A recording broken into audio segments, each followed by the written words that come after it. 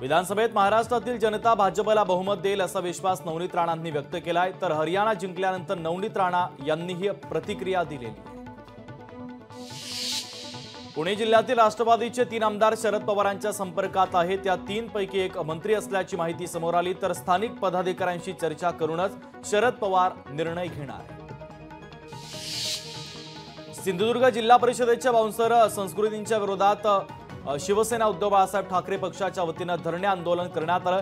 जिल्हा परिषदेच्या समोर आंदोलन करत जिल्हा परिषद बांधकाम विभागासह पालकमंत्री यांचा निषेध करण्यात आलेला आहे। शरद पवार हे उद्या पुणे जिल्ह्यातील इच्छुकांच्या मुलाखती घेणार आहेत। विधानसभा निवडणुकीच्या पार्श्वभूमीवर या मुलाखती घेणार असून बारामतीमध्ये सध्या योगेंद्र पवार हे राष्ट्रवादी शरदचंद्र पवार पक्षाकडून लढण्याची शक्यता आहे। हरियाणामध्ये भाजपच्या विजयामुळे ठिकठिकाणी भाजपचे कार्यकर्ते जल्लोष साजरा करतात। तसंच मुंबईतील भाजप प्रदेश कार्यालयाच्या बाहेरही विजयी जल्लोष साजरा करण्यात आलेला आहे।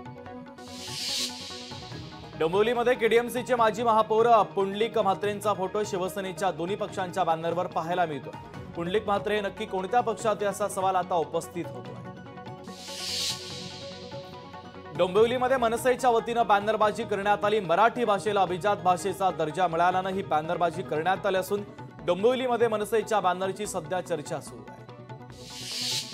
गडचिरोली जिल्ह्यातल्या अहेरी विधानसभा मतदारसंघात बहुतांश ग्रामस्थांनी विधानसभा निवडणुकीमध्ये आपला उमेदवार उतरवण्याचा निर्णय घेतलाय, तर ग्रामस्थांच्या संमेलनामध्ये हा निर्णय घेण्यात आला असून काँग्रेस आणि महाविकास आघाडीसाठी मोठा झटका असेल। बॉलिवूडचा सिरियल किसर अभिनेता इम्रान हाशमी सध्या त्याच्या आगामी चित्रपटाच्या शूटिंगमध्ये व्यस्त आहे। यामध्येच चित्रपटाच्या सेटवर एका ॲक्शन सीनच्या दरम्यान त्याचा अपघात झाल्याचं वृत्त आहे। वाशिमच्या मानवळा तालुक्यात पावसानं जोरदार हजेरी लावली। पावसामुळे काढणीला आलेल्या सोयाबीन पिकाचं नुकसान होणार असल्यानं शेतकऱ्यांमध्ये चिंतेचं वातावरण निर्माण झालंय।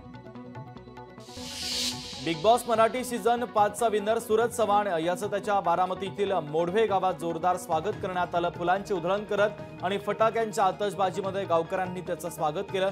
तसंच सूरजचे बिग बॉस मधील गाजलेले डायलॉग देखील लावत सूरजची मिरवणूक काढण्यात आली। लोकशाही मराठी ऐका, पहा, जागरूक रहा।